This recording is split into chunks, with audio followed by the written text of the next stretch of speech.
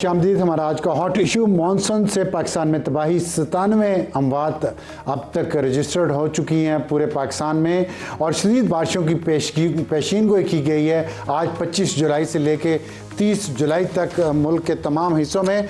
और इस पे हुकूमतें क्या कर रही हैं इसके बारे में आज बात करेंगे। हमें ज्वाइन करेंगी डॉक्टर ज़ैनब नईम जो माहिर माहौलियात हैं, मेंबर हैं कमेटी बराए नफाज मौसमियाती तब्दीली पंजाब। उस्मान हैदर साहब हमारे हेड मुराला में नुमाइंदा हैं सियालकोट के, वो हेड मुराला पे मौजूद है। और डॉक्टर मुजम्मल हुसैन वो भी नुमाइंदा है समा के चिन्नौट में दरिया चिनाब पर मौजूद हैं और उनसे पूछेंगे कि वहाँ सिचुएशन इस वक्त क्या है। लेकिन मैं पहले डॉक्टर ज़ैनब नईम की तरफ चलता हूँ क्योंकि हमें जो इस वक्त इतलात आ रही है उसमें लाहौर में काफ़ी तबाही हुई है, बहुत सारे इलाकों में पानी गया है, पंजाब के दूसरे शहरों में काफ़ी है। सबसे ज़्यादा जो अमवात हैं 29 खैबर पख्तूनख्वा में 52 अफराद जाम बहक हुए हैं, 75 जख्मी, पंजाब में 29 अफराद जाम बहक हुए हैं, 203 जख्मी हैं।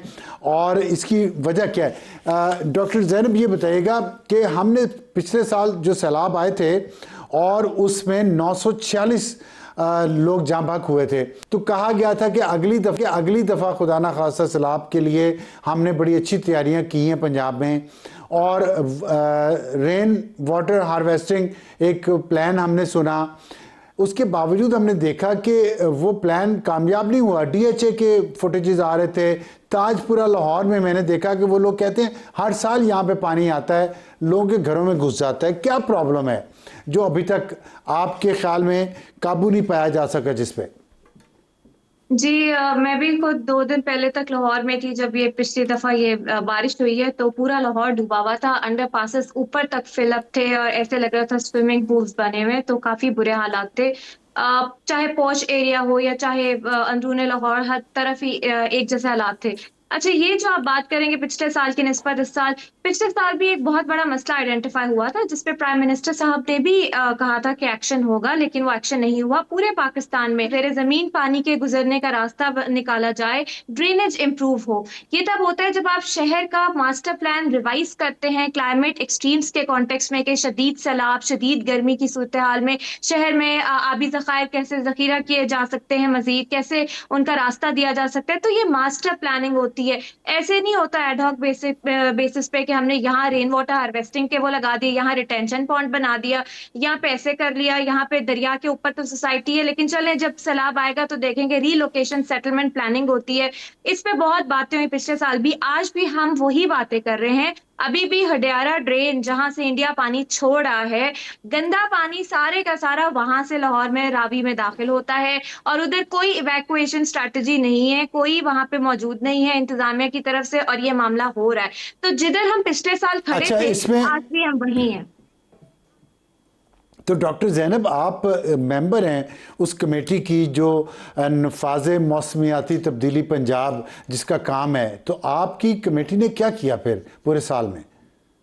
और मैंडेट क्या है आपकी कमेटी का फिर? कमेटी को नोटिफाई किया गया था पिछले साल और अभी तक उसकी कोई एक मीटिंग भी कॉल नहीं हुई, तो हम तो इस इंतजार में है कि मीटिंग पूरे साल में। एक मिनट रुकिएगा। आप कह रही हैं कि पिछले साल जो इतनी डेथ्स हुई थी, इतनी तबाही हुई थी पंजाब में सैलाब से, उसके बाद जो कमेटी बनाई गई पूरे साल में उसकी एक भी मीटिंग नहीं हुई? नहीं जी, एक भी मीटिंग कॉल नहीं हुई। तो फिर आप लोगों ने कोई उस पर किसी को लेटर लिखा, एहतजाज किया? और क्या मैंडेट क्या था इस कमेटी का और बनाई किसने थी?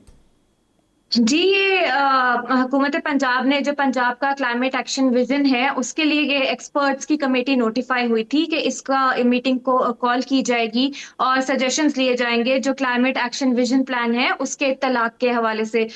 लेकिन बिल्कुल कोई इस पे मीटिंग दोबारा कॉल, कभी मीटिंग कॉल हुई ही नहीं कि हम आपको बता सके कि मैंडेट्स क्या है और क्या नहीं है।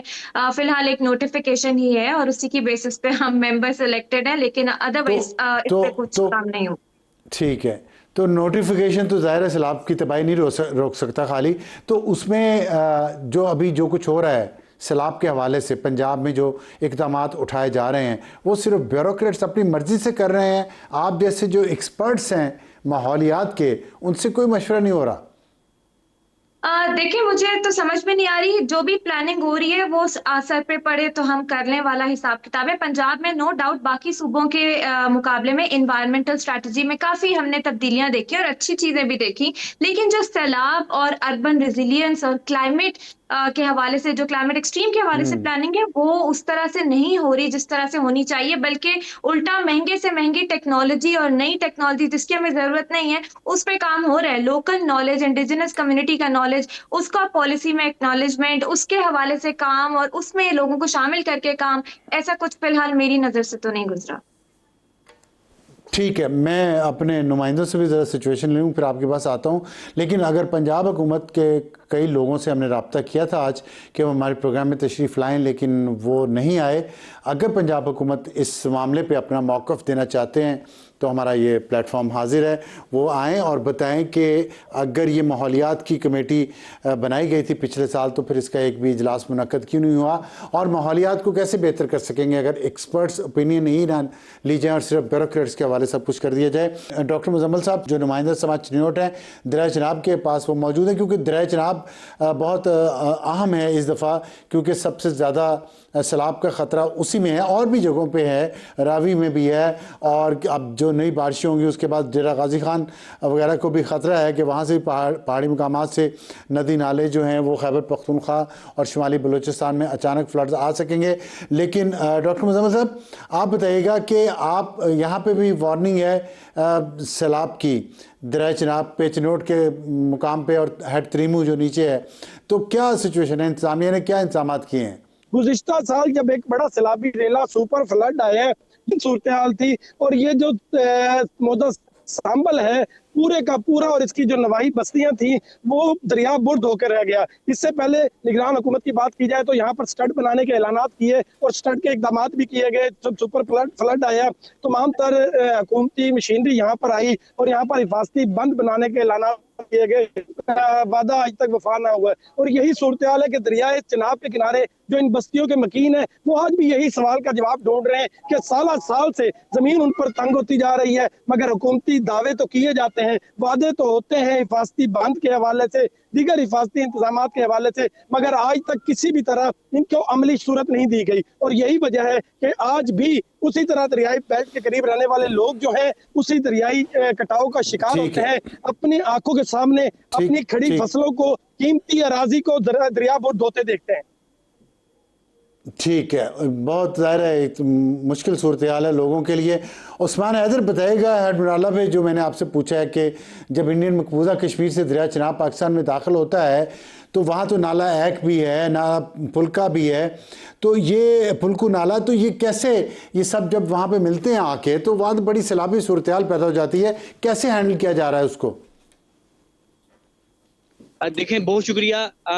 जब इंडिया से पानी छोड़ा जाता है हेडमराला के मकाम पे 3 दरिया मिलते हैं, दरिया चनाब, दरिया मनावत तवी और दरिया जम्मू तवी। ये दरिया जो है वो हेडमराला के मकाम पे आते, पानी का जो बहाव है वो फिर तेज होता है, पानी का जो सतह है उसमें इजाफा होता है। 22 जुलाई को जब इंडिया की जानिब से सलाल डैम के तमाम दरवाजे खोले गए तो इतलात मसूल हुई कि पाकिस्तान में पानी जो है वो सैलाबी पानी दाखिल हो रहा है, क्योंकि बलाई इलाकों में बारिशें भी हो रही हैं। तो जब इस तरह की सूरत हाल होती है सलाल डैम से पानी छोड़ने के बाद, ये अचानक हेडमराला के मकाम पे पानी की सतह में इजाफा हुआ। एरीगेशन का जो अमला है हर लम्हे 24 घंटे पानी पे नजर रखे होते हैं, मॉनिटरिंग की जा रही है। अच्छा उस्मान साहब पानी पे नजर रखे हुए हैं, आपने कहा 24 घंटे, लेकिन क्या वो नजर ही खाली रखते हैं जो कुछ कर भी रहे हैं? आप जहाँ पे खड़े हैं पीछे तो लगता है मुझे शदीद सैलाब आया हुआ है, सड़कें डूबी हुई हैं, शायद घरों में भी पानी जा चुका हो, तो वो किधर नजर रखे हुए हैं पानी पे 24 घंटे? निकाल क्यों नहीं रहे इरिगेशन वाले? देखें, दावे तो किए जाते हैं, लोकल इंतजामिया जो है, आपको याद होगा कि 2025 का जब सैलाब आया तो सियालकोट और दरियाए चनाब की पट्टी में रहने वाले जितने भी देहाती थे उन्हें शदीद मुश्किलात का सामना करना पड़ा। सैकड़ों देहातों में, दर्जनों नहीं सैकड़ों देहातों में पानी दाखिल हो गया।